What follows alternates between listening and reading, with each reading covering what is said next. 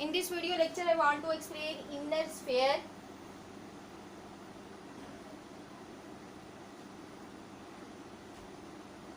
electron transfer reaction.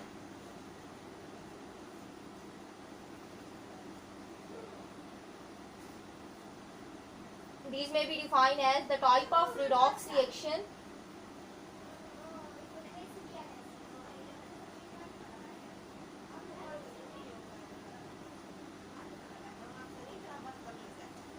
in which electron transfer take place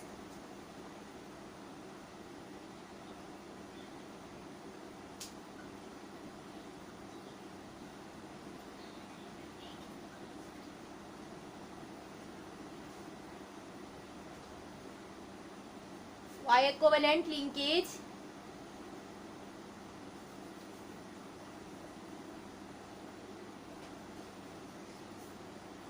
or bridging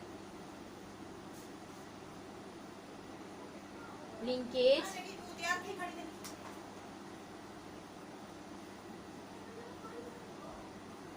between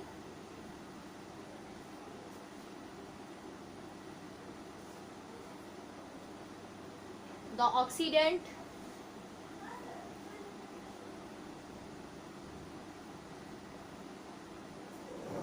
and reductant species, reductant complexes.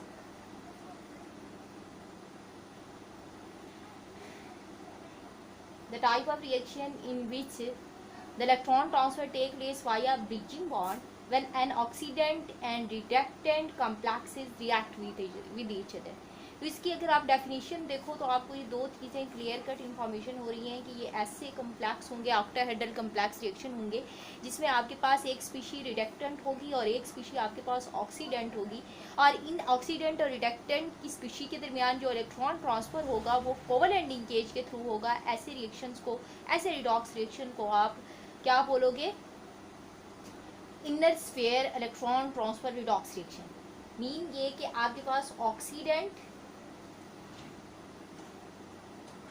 Plus reductant, जब ये दोनों react करेंगे the species, then a bridging bond will be form between these two type of species. इन दोनों species के दरमियान क्या होगा? ब्रिजिंग बॉन्ड बनेगा, और ब्रिजिंग बॉन्ड जब बनेगा तो आपका इलेक्ट्रॉन ऑक्सीडेंट और रिडक्टेंट और रिडक्टेंट और ऑक्सीडेंट के दरमियान क्या होगा? ट्रांसफर होगा। इस ब्रिजिंग बॉन्ड के थ्रू आपका एक इलेक्ट्रॉन क्या होगा? ट्रांसफर होगा। Reductant is actually reducing agent. इसको आप क्या बोल सकते हो? Reducing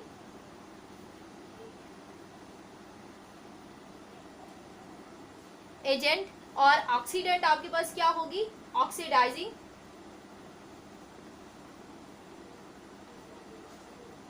agent.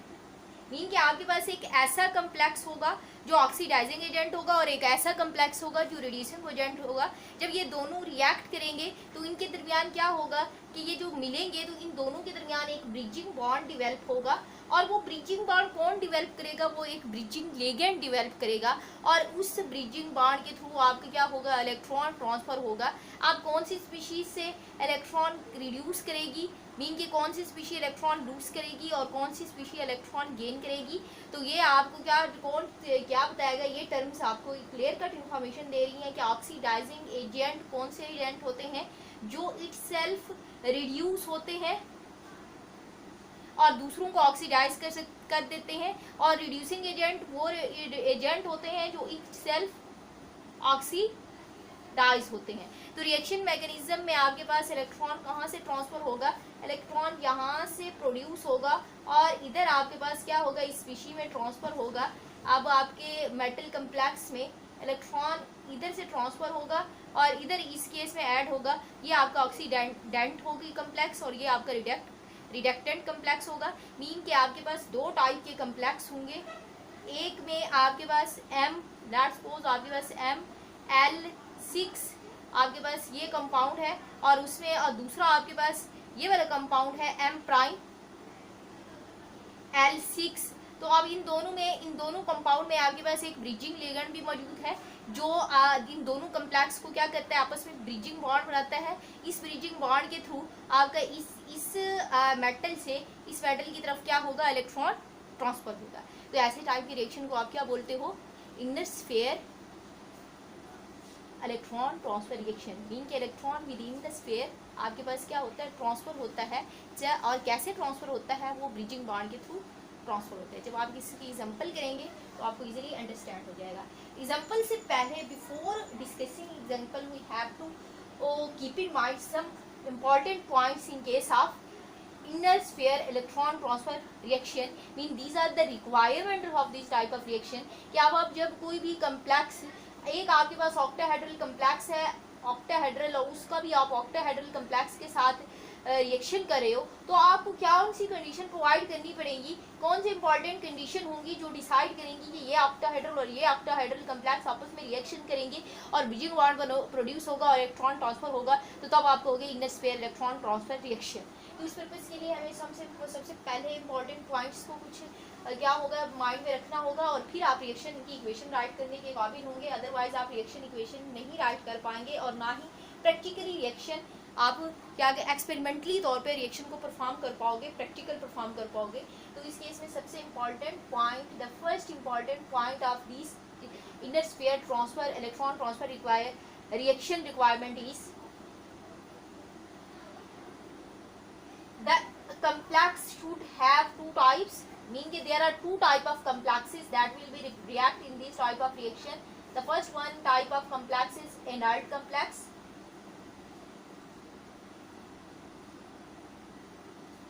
और सेकंड आपके पास टाइप क्या होगी, लेबाइल कम्प्लेक्स की होगी। मीन की रिएक्शन तब होगा जब आपके दो टाइप के कम्प्लेक्स, आपकी दो लिगेंड जो आपके पास कम्प्लेक्स है, एक आपके पास लेट्स सपोज कम्प्लेक्स है आपके पास ML6 कम्प्लेक्स है, ऑक्टाहेड्रल कम्प्लेक्स है। ये क्या होना चाहिए, इसकी नेचर इनर्ट होनी चाहिए, और दूसरा आपके पास M'L6 कम्प्लेक्स है, तो इसकी आपके पास नेचर क्या होगी, आपकी लेबाइल होना चाहिए।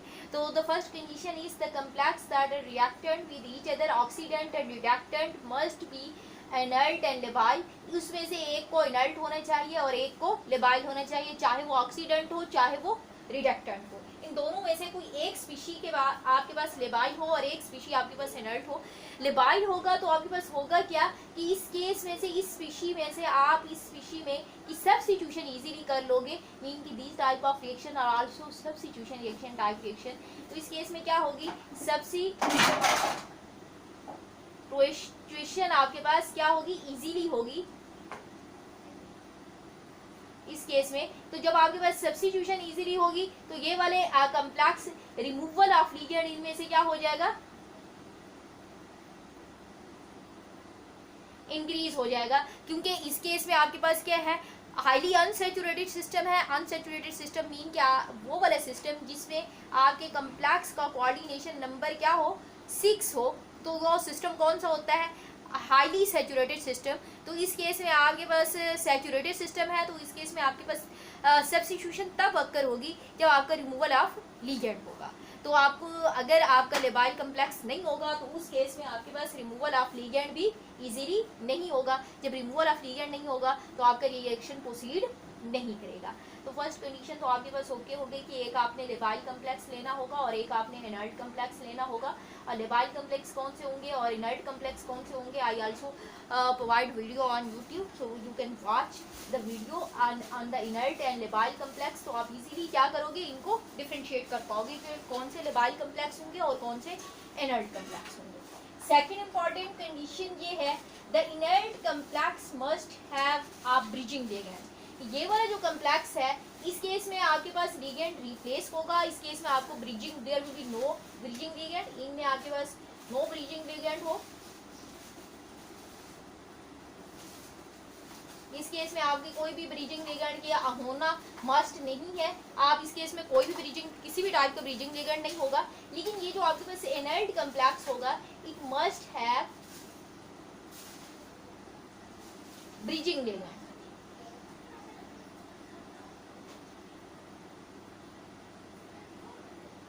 ऐसे लिगेंड लिगेंड्स होने चाहिए जो ब्रिजिंग के तौर पे एक्ट हो सकें, जो आपके पास क्या करें कि टू मेटल्स के दरमियान कनेक्शन प्रोवाइड कर लें, क्योंकि ब्रिजिंग लिगेंड्स इस टाइप ऑफ लिगेंड होते हैं that have tendency to donates its lone pair in such a way that it form one covalent bond with one metal atom and second covalent bond with second metal atom।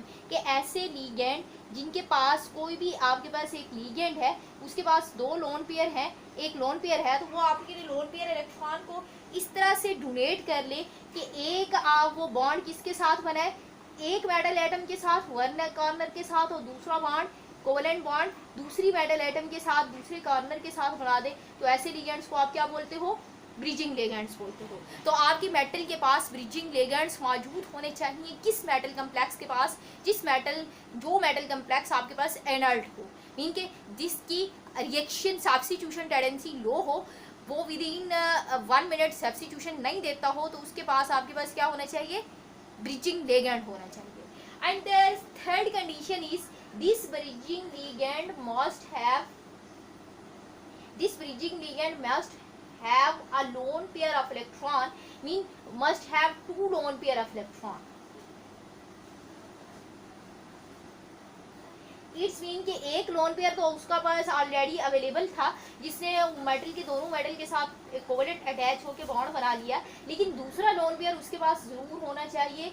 क्यों होना चाहिए, क्योंकि जब ये covalently attach करेगा तो ये lone pair इसकी इलेक्ट्रॉन डेफिशिएंसी को और इधर इसकी इलेक्ट्रॉन डेफिशिएंसी को क्या करेगा, कंपनसेट कर देगा। तो इसको इलेक्ट्रॉन एफिशिएंट होना चाहिए, इसके पास एक लोन पेयर मस्ट होना चाहिए। अच्छा, इस लोन पेयर की सबसे एक इम्पॉर्टेंट बात तो ये है कि ये इलेक्ट्रॉन डेफिशिएंसी को रिमूव करने में होता है, इलेक्ट्रॉन की न्यूक्लियोफिलिसिटी हाई कर देता है उसकी आपके पास इस लिगेंड की। और सेकंड इम्पॉर्टेंट बात ये है कि इस केस में आपके पास यही इलेक्ट्रॉन है जिसकी प्रेजेंस की वजह से आपका जो इलेक्ट्रॉन ट्रांसफ़र होता है ऑक्सीडेंट टू रिडक्टेंट आपके पास क्या होता है, ईजीली हो जाता है। मीन आपकी जो रिड्यूसिंग एजेंट होगा ये आपका लेट्स सपोज रिड्यूसिंग एजेंट है, रिडक्टेंट है, इसका इलेक्ट्रॉन आपने ट्रांसफर करना था किसमें, ऑक्सीडेंट में। ये आपके पास ऑक्सीडेंट स्पीशी है तो किस बॉन्ड के थ्रू करना था आपने, इसके दरमियान ब्रिजिंग बॉन्ड के थ्रू करना था। वो ब्रिजिंग बॉन्ड कैसे बनेगा, वो लिगेंड के थ्रू बनेगा। तो ये लिगेंड इस इलेक्ट्रॉन को, ये आपके पास लेट्स सपोज एल लिगेंड से ये अटैच है, तो जब ये इलेक्ट्रॉन रिलीज करेगी तो ये लिगेंड पिक करेगा इस इलेक्ट्रॉन को। जब ये इस इलेक्ट्रॉन लिगेंड की तरफ मूव करेगी तो इसके पास क्या होगा, रिपल्शन होगी, ऑलरेडी लोन पेयर मौजूद होगा तो ये इस इलेक्ट्रॉन को इधर रिपेल कर देगा। तो इलेक्ट्रॉन ट्रांसफर में भी ये ब्रिजिंग लिगेंड क्या करते हैं, बहुत ज़्यादा इंपॉर्टेंट रोल प्ले करते हैं। अब आपकी जो नेक्स्ट कंडीशन ये है आपके पास कि complex must be coordinated unsaturated. अगर आपके पास एक कम्प्लेक्स कोऑर्डिनेटेडली अनसैचुरेटेड हो, ये तो आपकी सैचुरेशन की केस है क्योंकि इसमें 6 है, अगर उसमें से आपका जो आपके पास लेबाइल कम्प्लेक्स है या वो आपके पास अनसैचुरेशन हो अगर आपकी इस केस में, तो उस केस में आपके पास there will be no ligand exchange will be occur.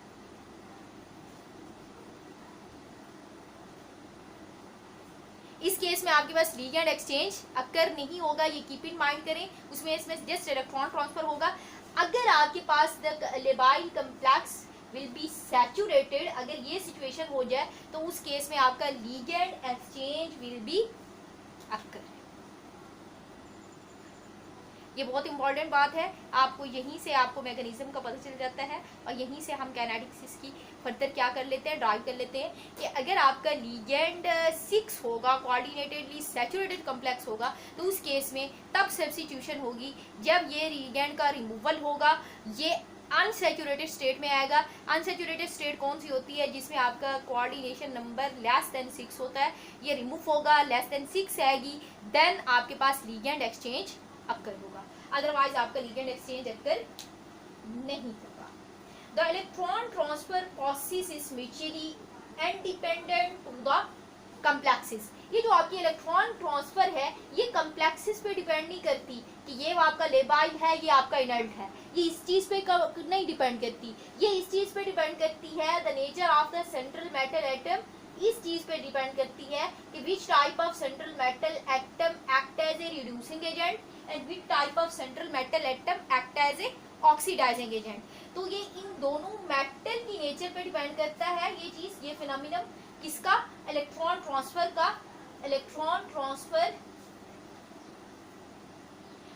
Phenomenon labile और इनर्ट कम्प्लेक्स पे डिपेंड नहीं करता कि वो लेबाइल से इलेक्ट्रॉन निकलेगा या इनर्ट से निकलेगा, इस चीज़ पे डिपेंड नहीं करता। ये जस्ट डिपेंड करता है मेटल की नेचर पे, और मेटल की किस नेचर पे, मेटल की रिड्यूसिंग प्रॉपर्टी पे डिपेंड करता है। It's depend upon the reducing property of metal. सबसे पहली बात यह है कि मेटल की रिड्यूसिंग प्रॉपर्टी कैसे है, मेटल कौन सी बेस्ट रिड्यूसिंग एजेंट होती हैं, वो मेटल्स डी ब्लॉक की मेटल वो बेस्ट रिड्यूसिंग एजेंट होती हैं जिनकी आपके पास आयनाइजेशन एनर्जी लो होनी चाहिए। जब आयनाइजेशन एनर्जी लो होगी तो वो इजीली इलेक्ट्रॉन रिलीज कर लेंगी, और उनकी हाइड्रेशन एनर्जी हाई होनी चाहिए कि मीन इलेक्ट्रॉन रिलीज के बाद उनकी स्टेबिलिटी होनी चाहिए। सेकेंड द थर्ड इम्पॉर्टेंट, ये दो कंडीशंस आपके पास कब फुलफिल होंगी, जब आपके पास ये मेटल की कंडीशन इस तरह से फुलफिल होंगी जब मेटल के पास जो उसके डी के इलेक्ट्रॉनिक कॉन्फ़िगरेशन है वो इस तरह से हो कि वो स्टेबिलिटी गेन करे, वो इन 3 कॉन्फ़िगरेशन को फॉलो करती हो, या तो डी जीरो स्टेट में चला जाए, या फिर डी हाफ फिल्ड स्टेट में चला जाए after the removal of the electron, या फिर D completely field oxidation state में चला जाए after the removal of electron. Completely field की स्टेट तो आपके पास पॉसिबल नहीं होनी, क्योंकि इस केस में तो आप इलेक्ट्रॉन को रिमूव करके ये स्टेट तो नहीं बना सकते। लेकिन अगर आपके पास जैसे मेटल के D4 इलेक्ट्रॉन होंगे तो वो मेटल अपने इलेक्ट्रॉन को रिलीज करके डी हाफ में चली जाएगी, D3 कॉन्फ़िगरेशन करेगी। जब D3 कॉन्फ़िगरेशन करेगी तो आपके पास T2G में इलेक्ट्रॉन क्या हो जाएंगे, 3 हो जाएंगे, और ये कम्प्लेक्स आपका तब क्या हो जाएगा, इनर्टनेस शो करेगा जब वो 3 इलेक्ट्रॉन लेगा, उसके Eg का इलेक्ट्रॉन रिमूव हो जाएगा, क्योंकि Eg के इलेक्ट्रॉन की प्रेजेंस की वजह से आपका कम्प्लेक्स लेबाइल होता है। Eg में जब आपके पास इलेक्ट्रॉन चला जाता है 3, T2G में आपके पास 3 इलेक्ट्रॉन हो तो तब आपके पास लेबाइल होता है, और सॉरी इनर्ट होता है, और Eg में इलेक्ट्रॉन चला जाए तब आपके पास लेबाइल होता है।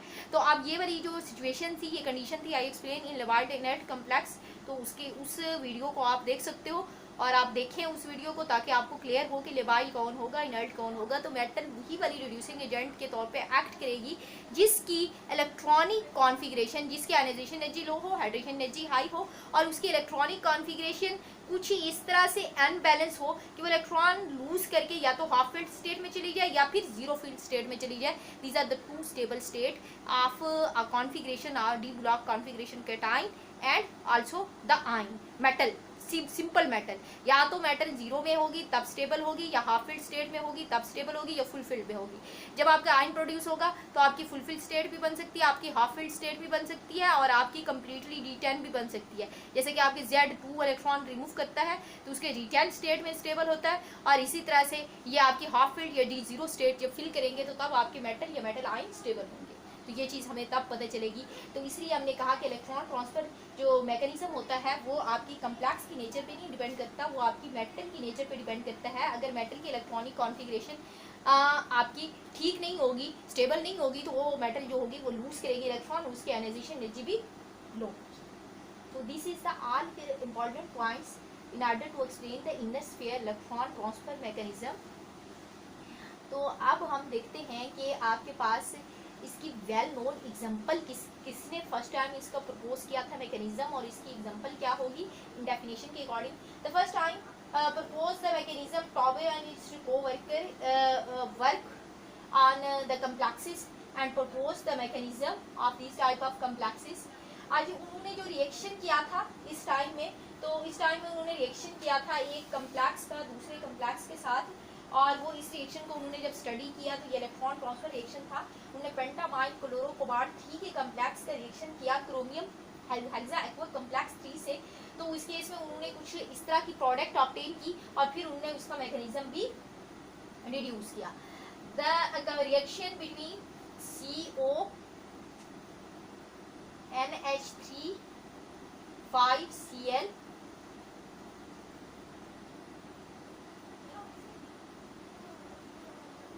Plus CrH2O6। इस केस में आपकी ऑक्सीडेशन स्टेट कोऑर्डिनेट कम्प्लेक्स की 3+ सेंट्रल मेटल एटम की है, ओवरऑल ऑक्सीडेशन स्टेट 2+ है स्फीयर पे, और इस केस में आपके पास 3+ है और ओवरऑल की आपके पास 3+ है। अब ये वो रिएक्शन लगा रहे थे इस रिएक्शन को, तो उन्होंने देखा कि इस रिएक्शन के बाद उन्होंने प्रोडक्ट ऑब्टेन की और उसके अलावा स्पेक्ट्रोस्कोपी से उन्होंने इसकी स्ट्रक्चर को इलस्ट्रेट किया, तो उनको कुछ इस तरह की प्रोडक्ट ऑब्टेन हुई कि आपके रिएक्शन के दौरान CONH3 आपके पास ऑब्टेन हुआ,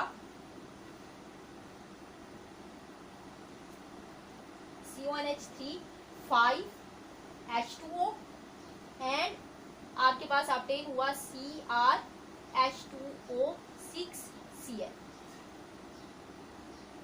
अब आपकी जो चार्ज पे स्फीयर पे चार्ज था इस केस में आपके पास कोबाल्ट किस ऑक्सीडेशन स्टेट में चली गई, 2 ऑक्सीडेशन स्टेट में चली गई, और ये इधर 2 आ गया, इधर आपके पास जो क्रोमियम इस केस में थी, सॉरी इस केस में क्रोमियम 2 ऑक्सीडेशन स्टेट में, तो ये आपके पास 2 कॉम्प्लेक्स है, और ये आपके पास किस ऑक्सीडेशन स्टेट में चली गई, 3+ में और 2+, आपकी ओवरऑल 2+ थी इस केस में।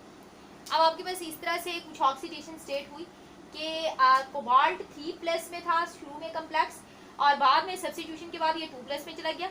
अब उसने कहा कि ये कौन सी ये रिडॉक्स ये कैसे रिएक्शन है, उन्होंने कहा ये दो type, these are two type of reaction in which oxidation reduction take place, also the ligand exchange mechanism take place. अब इस मैकेनिज्म को एक्सप्लेन करने के लिए उन्होंने देखा तो कि किस टाइप की स्पीशी है, उन्होंने कहा कि एक्चुअली एक आपके पास इनर्ट कम्प्लेक्स है और एक आपके पास लिबाइल कम्प्लेक्स है। जब इनर्ट और लिबाइल कम्प्लेक्स आपस में रिएक्शन करते हैं और उनके पास क्या होना चाहिए, एक लीगेंड होना चाहिए that act as a bridging ligand, और ये आपके पास क्लोरीन है जो chloride ion, it is a ligand that act as a bridging ligand, ये ब्रिजिंग के तौर पे एक्ट कर सकता है। क्यों? क्योंकि इसके पास 3 lone. In order to explain the mechanism of this type of reaction, तो फर्स्ट ऑफ ऑल हमें ये देखना होगा कि आपने ये तो कंफर्म कर लिया ये आपका क्लोरो ग्रुप है, वो आपके ब्रिजिंग लिगेंड है क्लोराइड। अब आपने ये देखा कि आप इस कम्प्लेक्स की नेचर को देखें, ये इनर्ट है, ये और ये लिबाइल है, इसमें से कौन सा इनर्ट है कौन सा लिबाइल है, तो it is clear that this complex is inert complex and this complex is लिबाइल complex. तो अब आप क्या होगा क्या कि इनर्ट और लिबाइल का रिएक्शन हुआ और आपके पास लिगेंड एक्सचेंज हुआ। इट्स क्लियर कट इंफॉर्मेशन कि आपके लिबाइल कम्प्लेक्स में से क्या रिमूव हुआ है, एक लिगेंड रिमूव हुआ, और उसी लिगेंड ने किसके साथ अटैच किया, आपके इस लिगेंड के साथ, इस कम्प्लेक्स के साथ अटैच किया, और आपके पास लिगेंड सब्स्टिट्यूशन टेक प्लेस हुई। तो टॉबे और उसके कोवर्कर ने इसके मैकेनिज्म को इस तरह से एक्सप्लेन किया। उसने कहा कि एक्चुअली होता ये है कि सबसे पहले आपके पास जब ये complex coordinate oxidant and reductant species आपस में रिएक्ट करती हैं, this one species labile and this one species when react with each other, then the ligand living group or ligand living group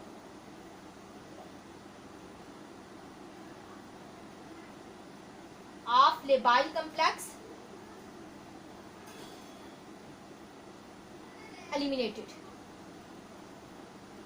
तो फर्स्टली आपके पास क्या होता है, जब ये दोनों रिएक्शन करते हैं आपस में, तो आपका जो लिविंग ग्रुप होता है वो क्या करता है, लीव करता है। देन आपके पास सेकंड स्टेप में जब लिविंग ग्रुप लीव करता है तो आपके पास ट्रांजिशन स्टेट आती है ऑब्वियसली। तो the transition state will be formed having a bridging bond. इस केस में आपके पास transition state will be formed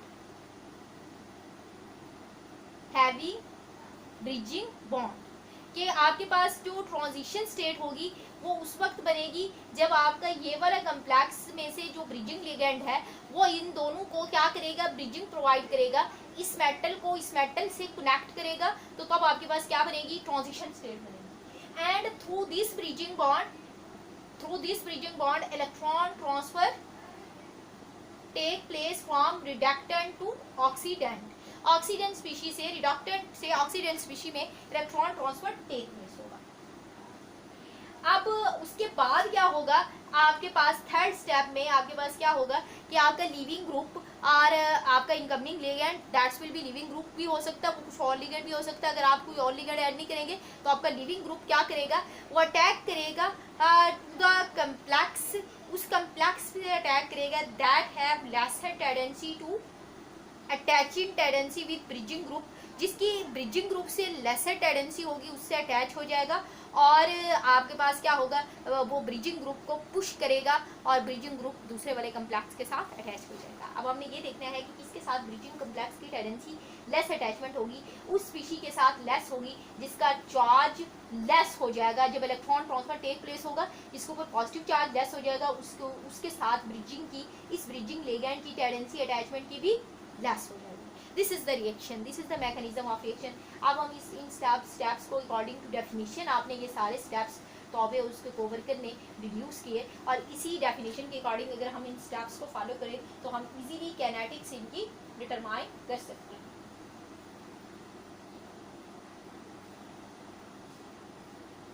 So first of all we write the reaction of this type of complex,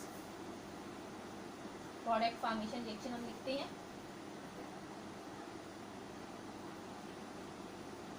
step 1 हम follow करते हैं according to mechanism कि आपके पास complex है कोबाल्ट का 3+ ऑक्सीडेशन स्टेट में,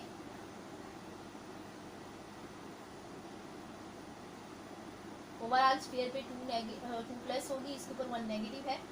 जब ये रिएक्शन करेगा क्रोमियम 2+ ऑक्सीडेशन स्टेट के कम्प्लेक्स से, जो आपके पास इनर्ट कम्प्लेक्स है, सॉरी देबारी कम्प्लेक्स है, इसके साथ जब ये रिएक्शन करेगा तो फर्स्ट स्टेप में हमने क्या बोला था कि जो आपके पास इनर्ट कम्प्लेक्स होगा उसका एक लिगेंड लीविंग ग्रुप लीव कर जाएगा। तो आपका एक लिगेंड क्या है, इसमें सारे वाटर हैं, तो एक वाटर मॉलिक्यूल क्या हो जाएगा, as a leaving group leave हो जाएगा। और ये वाला आपका रेट क्या हो जाएगा स्टेप 1 के K1। इस केस में हम काइनेटिक्स भी साथ साथ एक्सप्लेन करते जाते हैं और मैकेनिज्म के अकॉर्डिंग इक्वेशन भी देखते जाएंगे। और जैसे ये बोला था कि लिविंग ग्रुप लीव कर जाएगा तो आपके पास क्या होगा कि जो आपका ब्रिजिंग लिगेंड है वो ब्रिजिंग बॉन्ड प्रोवाइड कर देगा, बॉन्ड बना देगा between cobalt and chromium species. Chromium और कोबाल्ट मेटल के दरमियान क्या बना देगा, आपके पास ब्रिजिंग बॉन्ड डिवेल्प हो जाएगा। So we can say, we can write in such a way कि आपके पास NH3, ये आपके पास 5, ये आपका ब्रिजिंग लिगेंड क्यों नहीं एक्ट कर सकता, क्योंकि इसके पास जस्ट 1 लोन पेयर है और हमने कंडीशन प्रोवाइड की थी कि ऐसा लिगेंड होना चाहिए जिसके पास लोन पेयर एक एक्स्ट्रा होना चाहिए, जब वो डोनेशन के अलावा तो क्लोरीन ही लिगेंड के तौर पे एक्ट हो सकता है ब्रिजिंग लिगेंड के पास के तौर पे। तो ये देखिए आपके पास CO3+। अब हम ब्रिजिंग बॉन्ड बना लेते हैं, किसका, Cl is a bridging ligand that's provide a bridging connection between chromium and cobalt ion. तो अब आप देखो ये क्रोमियम 2+ एंड H2O, अब आपका ये लिविंग ग्रुप लीव कर गया तो इस केस में आपके पास क्या होगा 5, that's will be the transition state. अच्छा, इस ट्रांजिशन स्टेट की NMR और एक्सॉल्डीज थे, इस ट्रांजिशन स्टेट की एग्जिस्टेंस को कंफर्म कर लिया गया। तो NMR स्टडी एंड द एक्सॉल्डी study confirm that there is a bridging bond between these two type of metal, so this type of transition state will be proved by using NMR spectroscopy and as well as XRD spectroscopy। तो इससे ये transition state भी proof है। NMR से कैसे proof है, आप NMR कोई भी लें अगर तो आप इजीली इसको प्रूफ कर सकते हो। कैसे प्रूफ कर सकते हो, क्योंकि अगर आप कहते हो कि ये दोनों मेटल के दरमियान ये बॉन्ड बन गया है इसका क्लोरो ग्रुप का, तो आपके पास क्या होगा कि ये इसकी इलेक्ट्रॉन डेंसिटी को भी विथड्रॉ करेगा और इसकी इलेक्ट्रॉन डेंसिटी को भी विथड्रॉ करेगा, क्योंकि ये मोर इलेक्ट्रोनेगेटिव है। जबकि इसकी इलेक्ट्रॉन डेंसिटी को विथड्रॉ करेगा तो ये लिगेंड इसकी इलेक्ट्रॉन डेंसिटी को विथड्रॉ करेगा। तो अमोनिया के केस में आपके पास जो आपकी पीक वैल्यू होगी, अमोनिया के केस में प्रोटॉन NMR की अगर आप बात करें, हाइड्रोजन 1 NMR की अगर आप बात करो, तो आपके पास क्या होगा कि जब ये इलेक्ट्रॉन डेंसिटी अपनी तरफ शिफ्ट करेगा तो ये कौन सा न्यूक्लियाई बन जाएगा, डी शील्डेड। क्योंकि आप ऐसे देखो ना, अमोनिया आपके पास है, अब किस NMR की बात करें, हम प्रोटॉन NMR की बात कर रहे हैं, इस केस में भी प्रोटॉन की कर रहे हैं, इस केस में भी प्रोटॉन की कर रहे हैं, और ये देख रहे हैं कि ये ब्रिजिंग बॉन्ड बनेगा या नहीं बनेगा। ये अगर हम कहते हैं कि ये ब्रिजिंग बॉन्ड बन गया है तो NMR आपको कैसे एविडेंस प्रोवाइड करेगी कि आपके पास ब्रिजिंग बॉन्ड मौजूद हो गया, बन गया या नहीं बना। तो आप देखो, तो आपके पास जो आपकी नाइट्रोजन के साथ NH3 होते हैं वो ऑलमोस्ट ऑब्वियसली आपके पास ऑब्जर्व होते हैं above 3, इस तरह से ऑब्जर्व होते हैं, 3 से उनकी ग्रेटर वैल्यू होती है, आप चेक कर लीजिएगा। तो अब आपके पास अगर 3 से ग्रेटर वैल्यू होती है इसकी अमोनिया की, सिंपल अमोनिया की, तो इस केस में ये 3.1 हो जाएगी या 3.1 से भी ग्रेटर हो जाएगी। क्यों? क्योंकि जैसे ही ये बॉन्ड आपकी इन दो मेटल्स के दरमियान बनेगा तो chlorine is the more electronegative in nature, तो क्लोरीन इससे भी इलेक्ट्रॉन डेंसिटी अपनी तरफ विड्रॉ कर लेगी और क्लोरीन इससे भी अपनी तरफ इलेक्ट्रॉन डेंसिटी विड्रॉ कर देगी। जब ये इससे इलेक्ट्रॉन डेंसिटी विड्रॉ करेगी तो आपकी ये डेटिव बॉन्ड जो बनेगा, सिग्मा बॉन्ड और पाई बॉन्ड बॉन्डिंग जो भी बनेगा, तो इस केस में कोबाल्ट भी इस लिगेंड से इलेक्ट्रॉन डेंसिटी अपनी तरफ विड्रॉ कर लेगी। जब वो लिगेंड से करेगी तो आपका अटैच तो नाइट्रोजन है ना इसके साथ, ऐसे इधर हाइड्रोजन अटैच है ऐसे, तो अब आप ये इसको विड्रॉ करेगा तो ये ऑब्वियसली इन प्रोटॉन्स को विड्रॉ करेगी, तो तमाम प्रोटॉन्स का जो इन्वायरमेंट हो जाएगा वो क्या हो जाएगा, डीशील्डेड हो जाएगा। और डीशील्डेड जैसे ही ये प्रोटॉन इसने इस तरफ अपनी इलेक्ट्रॉन डेंसिटी विड्रॉ करनी है तो फिर ये प्रोटॉन कहाँ ऑब्जर्व होंगे, ये उसकी एक्सपेक्टेड वैल्यू से, जो भी आपके पास वैल्यू है इसको कंफर्म कर लीजिएगा, जो भी आपके पास वैल्यू है उससे क्या हो जाएगी, ग्रेटर हो जाएगी प्रोटॉन एनएमआर में। जब ये ट्रांजिशन स्टेट की फॉर्मेशन होगी तो आपकी हाइड्रोजन की वैल्यू पीपीएम हाई पे चली जाएगी as compare to this and as compare to this. इस केस में आपकी अगर लेट्स सपोज आपकी 2 पे आ रही थी और इस केस में आपकी 2.5 पे चली जाएगी, तो आप 100% श्योरिटी से कह दोगे कि आपके पास ट्रांजिशन स्टेट बन चुकी है। तो this is the proton NMR evidence, और ये एनएमआर एविडेंस जब आपको ये एविडेंस प्रोवाइड करता है तो आप ये मैकेनिज्म इजीली ही क्या कर देते हो, प्रिडिक्ट कर देते हो NH3 5। और सेकंड आपके पास ये है कि अगर आप एसोटोपिक लेबलिंग इफेक्ट से इसकी ट्रांजिशन स्टेट को प्रूफ करना चाहें, क्योंकि ट्रांजिशन स्टेट जब तक आप प्रूफ नहीं करेंगे तब तक आप इस काबिल ही नहीं होंगे कि आपके पास ये ट्रांजिशन स्टेट बनी है, तो एसोटोपिक लेबलिंग इफेक्ट की टेक्निक को यूज किया गया और एविडेंस दिया गया कि either this transition state will be formed और नॉट।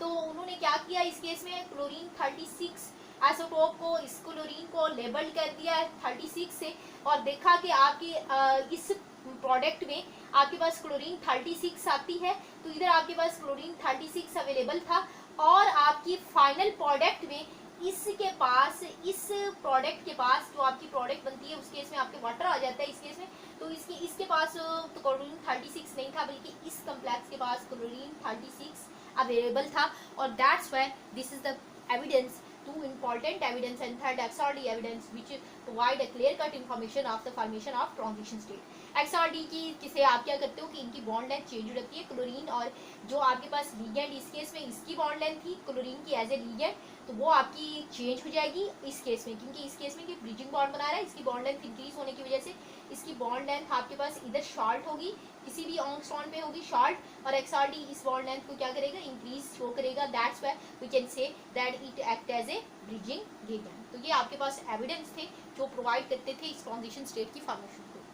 अब जैसे ही ये ट्रांजिशन स्टेट बनती है तो this transition state provide a route of electron transfer in the sphere, electron transfer inner sphere, electron transfer आप कम्प्लेक्स कह रहे हो तो आप इसलिए कह रहे हो क्योंकि with in the transition state आपका इलेक्ट्रॉन रिवॉल्व करता है, तो ये वाला आपके कोबाल्ट आपके पास जो सिस्टम है इसकी ये ऑक्सीडेशन स्टेट स्टेबल नहीं होती, तो कोबाल्ट की 3+ ऑक्सीडेशन स्टेट स्टेबल होती है, तो कोबाल्ट क्या करता है, अपना एक इलेक्ट्रॉन लूज कर देता है, इसकी आयोनाइजेशन एनर्जी लेस होती है।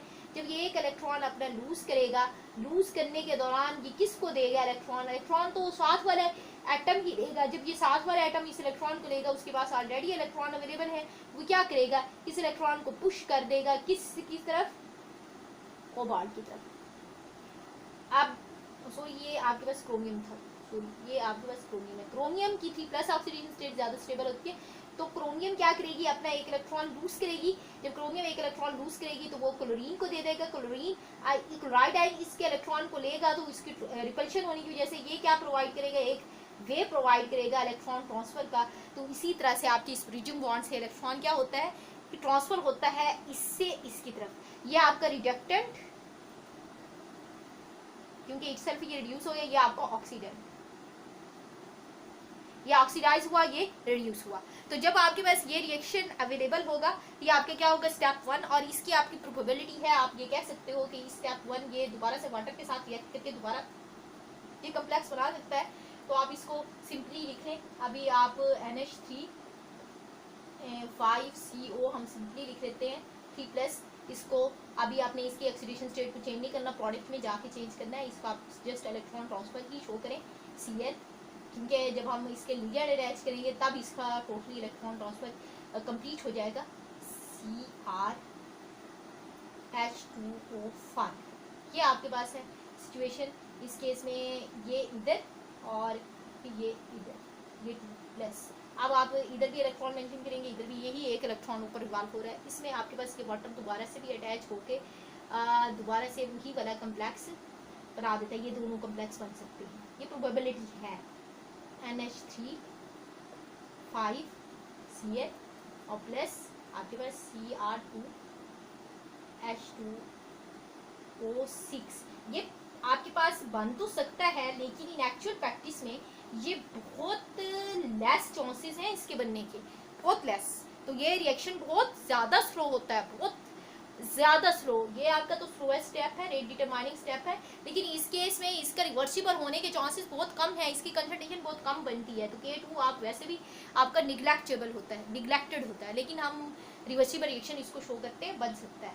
अब आपका ये वाला रिएक्शन अगर यही कम्प्लेक्स इस तरह से चेंज ना हो, क्योंकि ये रिएक्शन की पॉसिबिलिटी लेस है, ये कम्प्लेक्स जब वाटर इसके साथ इस इंटरमीडिएट स्पीशी के साथ अटैच करेगा तो होगा क्या कि जो आपके पास हायर ऑक्सीडेशन स्टेट में जाएगा, ये वाला आपके पास स्पीशी हायर ऑक्सीडेशन स्टेट में जाएगी ना, इस केस में इलेक्ट्रॉन लूज करेगी और ये गेन करेगा। हायर ऑक्सीडेशन स्टेट के साथ आपका क्लोरो ग्रुप अटैच होगा। ये क्योंकि इलेक्ट्रॉन डेफिशिएंट है, ये कभी भी इसके चांसेस नहीं है कि ये वाटर को अपने साथ मिलाए दोबारा 3+ ऑक्सीडेशन स्टेट में। इसलिए मैंने कहा 2+ ऑक्सीडेशन स्टेट वाला प्रोडक्ट रिवर्सिबल रिएक्शन लिखा।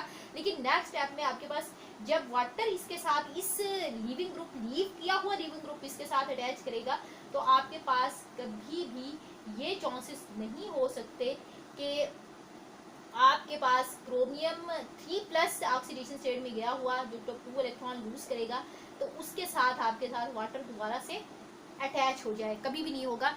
आपके पास इसके साथ क्लोराइड ग्रुप अटैच होगा, ये बॉन्ड ब्रेक होगा, क्योंकि इसने इसको इलेक्ट्रॉन दिया और इसने इसको इलेक्ट्रॉन दिया, इलेक्ट्रॉन डेफिशिएंट हो गया, 3+ में चला गया। अब इस केस में 3+ में चला गया और ये आपके पास 2+ में चला जाएगा। अब अभी हम इलेक्ट्रॉन ट्रांसफर लिख रहे हैं, तो फिर इसको अभी भी रिप्रेजेंट नहीं करना, फाइनल प्रोडक्ट में करेंगे। अब आपके पास जो क्लोराइड है वो इसके साथ अटैच होगा, और जो आपके पास वाटर मॉलिक्यूल है जो आपका फाइनल प्रोडक्ट होगा वो इसके साथ अटैच होगा। तो आपके पास फाइनल प्रोडक्ट होगी, क्योंकि वो लोवेस्ट ऑक्सीडेशन स्टेट में जाएगा, क्योंकि ये इलेक्ट्रॉन लेगा 2+ में जाएगा। NH3 5H2CO या फिर आप सिंपली ये भी लिख सकते हैं, सिंपल लिख रहे हैं CO2+ NH3 5H2O and plus आपके पास ये वाली प्रोडक्ट आएगी CrH2O, ये 3+ Cl, ओवरऑल 2+। इस केस में आपके पास ओवरऑल 2+। अब आप देखो तो आपके पास इस केस में भी 2+ ऑक्सीडेशन स्टेट थी, इस केस में भी 2+ ऑक्सीडेशन स्टेट थी। There will be no change in the sphere oxidation state of final product and reactant, so these are inner sphere electron transfer reaction. ये आपके पास 3 स्टेप्स हुए। अब आप क्या करेंगे, रेट ऑफ फॉर्मेशन इस कम्प्लेक्स के अगर डिटरमाइन करें तो आप simply next step I don't write, next step मैं डायरेक्ट लिख रही हूँ। तो आपके पास क्या होगा कि rate of formation of this will be equal to K3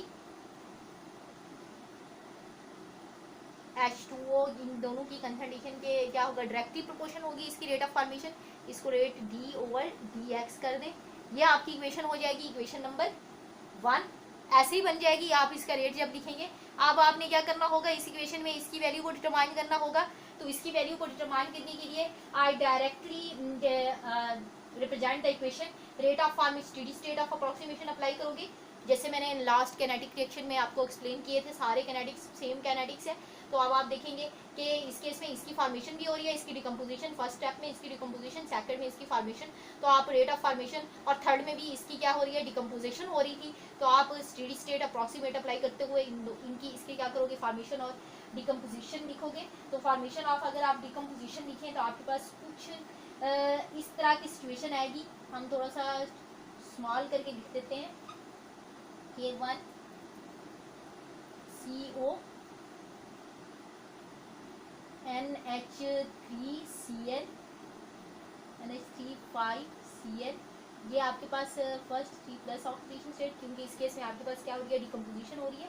और आपके पास CrH2O6, ये आपके पास 2+ ऑक्सीडेशन स्टेट में था। ओवरऑल ये भी 2+ और ये भी 2+। ओवरऑल ना लिखें तो तब आपके पास अंडरस्टूड हो जाएगी। इज इक्वल टू आपके पास अब नेक्स्ट जो होगा वो K2 स्टेप में जाके इसकी वो हो रही है। तो K2 में आपके पास किसके दोनों की कंसंट्रेशन पे डिपेंड कर रहा है, इसकी भी और इसकी भी।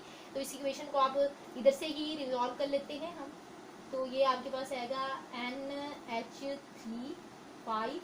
अब आप इसको CO, इस केस में इलेक्ट्रॉन ट्रांसफर भी लिख सकते हैं, क्योंकि वो तो आपके पास ट्रांसफर रहा है 3+। और ये आपके Cl इलेक्ट्रॉन, और ये C क्रोमियम, इसके एक इलेक्ट्रॉन इसकी तरफ जा रहा है, और 2+ H2O5, और साथ आपके पास वाटर है। ये आपके पास हो गया। आप इसी तरह से इस dx को ऊपर करके लिख लें, प्लस K3 सेम इस स्पीशी, यही सेम स्पीशी है आपके पास, ये सेम टाइप का दोबारा से लिखना है। ये K3 में आपके पास यही डिकम्पोजिशन हो रही है, तो आप इसको छोटा करके लिख रहे हैं NH3 COCl, जस्ट हम ऐसे लिख देते हैं 3+, and Cl Cr 2+। Electron transfer को इस तरह से शो कर दें, H2O5 and concentration of H2O। ये आपके पास हो गया इन दोनों का। अगर आप देखो इसको फर्दर रिजॉल्व करो तो आपकी इक्वेशन में दो चीज़ें सेम है, ये वाली स्पीशी, एक ये वाली स्पीशी। तो आप इसको नेक्स्ट स्टेप की बजाय मैं इधर से इसको रिमूव कर देती हूँ, आपने नेक्स्ट स्टेप में लिखना होगा। तो आपके ये दोनों आप कॉमन ले सकते हो, क्योंकि ये वाली स्पीशी और ये वाली स्पीशी आपकी बिल्कुल सेम थी। तो आप इसको कॉमन ले लें, ये आपके पास क्या हो जाएगा, कॉमन हो जाएगा। अब आपके पास K इधर से K2 बचेगा और इधर से K3 बचेगा, तो इसको आप क्या करेंगे, K2 + K3, ये आपका नेक्स्ट स्टेप होगा मैथमेटिकली। ये आपके पास इक्वेशन हो गई। अब आप देखो तो आपके पास होगा क्या कि आपने कंसंट्रेशन तो इसकी फाइंड करनी थी, तो आप इसको इधर से रिमूव कर देंगे नेक्स्ट स्टेप में। तो ये किसके नीचे आ जाएगा, इधर इसके नीचे आ जाएगा। इसको आप रिमूव कर दिया। तो अब आपने फाइंड क्या करना था, ये चीज़ फाइंड करनी थी। तो K3 + K2 और वाटर, ये सारे का सारा आपके क्या आ जाएगा मैथमेटिकली इसके नीचे, K2 + K3 ये, और आपके पास इंटू H2O, ये कंसंट्रेशन आ जाएगी। अब इसी कंसंट्रेशन को आपने कहाँ पुट करना है, इस इक्वेशन में पुट करना है। तो अब आप ये वाली वैल्यू आपके पास थी ना, अब आप इसको जो आपके इंटरमीडिएट है इस केस में यही वाली वैल्यू को पुट कर देंगे। तो हम इसको इधर से मैं रेस कर देती हूँ, लेट्स सपोज ये वाली हम, ये वैल्यू इसकी थी, ये इधर आ गई। अब आपके पास आगे क्या था, इसमें इस इक्वेशन में ये पुट करेंगे। जब इस इक्वेशन में उसकी वैल्यू, तो इसकी वैल्यू ये पुट कर दी, और आगे ये water H2O, and that's will be equal to DCO2 + NH3 H2O Cr3 + H2O5 Cl। Same आपने सारा लिखना है जैसे जैसे आपके पास हो रहा है 2+, और ये भी आपके पास 2+। अब आप देखो तो ये वाटर इस वाटर से कैंसिल आउट हो गया। ये रिएक्शन आपका मैंने पहले भी बताया था बहुत ज़्यादा कम रिवर्स चांसेस हैं। तो इस केस में आपकी K2 की वैल्यू क्या हो जाएगी, 0 हो जाएगी, क्योंकि इसके फॉर्मेशन के ये वाले चांसेस बहुत कम है। रीज़न क्यों है, क्योंकि आपका वाटर हमेशा उस मेटल के साथ जाएगा जो इलेक्ट्रॉन दे रही होगी, लोवेस्ट ऑक्सीडेशन स्टेट के साथ अटैच हो जाएगा। और लिगेंड जो ये आपके पास 3+ वाला है, इस लिगेंड के साथ अटैच होगा, क्योंकि इसके पास 3+ है, ये इलेक्ट्रॉन डेफिशिएंट है। तो ये हमेशा किसको, basic ligand, one negative basicity वाले लिगेंड को अपनी तरफ अटैच करेगी। तो इस केस में ये वाले चांसेस 0 हो जाएंगे। तो उसको 0 पुट करोगे, तो 0 पुट करके +K, तो आपके पास K3 आंसर आएगा नेक्स्ट स्टेप में। तो ये भी आपके पास कैंसल आउट हो गया, ये भी आपके पास कैंसल आउट हो गया। जो आपका अगले स्टेप में होगा, आप मैं इधर ऐसे रिमूव करती जा रही हूँ। तो अब आप देखो K1/K3 आपके पास, और दिस K1/K3, इसको आप अगर इस तरह से लिखें तो K1 × K3 इंटू आपके पास ये वाला पोर्शन आ जाएगा। K1/K3 is equal to constant, ये आपके पास एक कांस्टेंट होंगे dt। अब आप देखो ये आपके पास क्या हो जाएगा, K प्राइम के इक्वल है, K1/K3 is equal to K prime, एक नेक्स्ट कांस्टेंट होगा। तो अब आपका रेट ऑफ रिएक्शन किसके इक्वल है, rate of reaction is equal to directly proportional to the concentration of reductant and oxidant. तो हम क्या लिखते हैं, हम लिखते हैं कि रेट ऑफ रिएक्शन को अगर आप रिप्रेजेंट करो सम बुक्स में, जीडी ज्यूडी की बुक में आपके पास इस तरह से रिप्रेजेंट किया हुआ न्यू से, that is rate of reaction, ये वाला rate of reaction is equal to, अब आपके पास इधर के प्राइम आपका कांस्टेंट हो गया एक्चुअली रेट कांस्टेंट, और उसके बाद आपके पास रिडक्टेंट एंड ऑक्सीडेंट। अब आपने देखना है कि ऑक्सीडेंट कौन सी थी और रिडक्टेंट कौन सी थी। ये हमारे पास क्या थी, जो इटसेल्फ ऑक्सीडाइज हो रही थी, दूसरे को रिड्यूस हो रही थी, ये हमारे रिडक्टेंट थी। तो इस केस में क्रोमियम आपके पास रिडक्टेंट है और बाद में है, तो पहले आप क्या लिखेंगे, ऑक्सीडेंट एंड रिडक्टेंट। अब आपके ये क्या है, रिएक्टेंट्स हैं, तो इसका ऑर्डर क्या हुआ, फर्स्ट ऑर्डर रिएक्शन हुआ, सेकंड ऑर्डर रिएक्शन नहीं होगा क्योंकि ये दोनों के दोनों रिएक्टेंट्स हैं और इस केस में ये दोनों के दोनों आपकी फर्स्ट ऑर्डर कैनेटिक्स को फॉलो कर रहे हैं। तो this is all about the kinetics of inner sphere electron transfer reaction. अब हम इसका क्या करते हैं कि इसकी एनर्जी प्रोफाइल डायग्राम देख लेते हैं। एनर्जी प्रोफाइल डायग्राम अगर आप इसकी ड्रॉ करें तो वो भी आपके पास सो सिंपल डायग्राम आएगी। अब आपने इसके रेस्पेक्टिव ड्रॉ कर देनी है। मैंने आप पूरी स्ट्रक्चर को एक्सप्लेन हमने कर दिया। अब हमने इसी की रेस्पेक्टिव ही डायग्राम ड्रॉ कर लेंगे। पहले हम डायग्राम ड्रॉ कर लेते हैं, बाद में नीचे वाली लाइन को। इधर आपके पास रिएक्टेंट होंगे, आपकी फर्स्ट इंटरमीडिएट स्टेट, फिर सेकेंड और फिर ये वाली। इस इंटरमीडिएट स्टेट में आपके पास लीविंग ग्रुप लीव करेगा और ये आपके पास कौन सी होगी, ब्रिजिंग कॉम्प्लेक्स की फॉर्मेशन। इसको आप लिखें intermediate formation.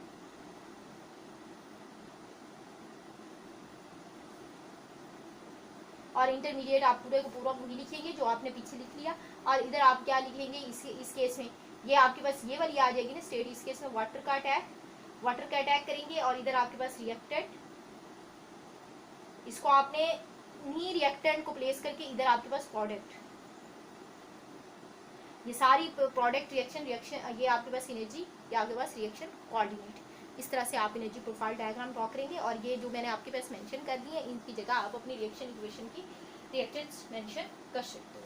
Now we are going to study the factor affecting the rate of reaction of inner sphere electron transfer mechanism. Rate of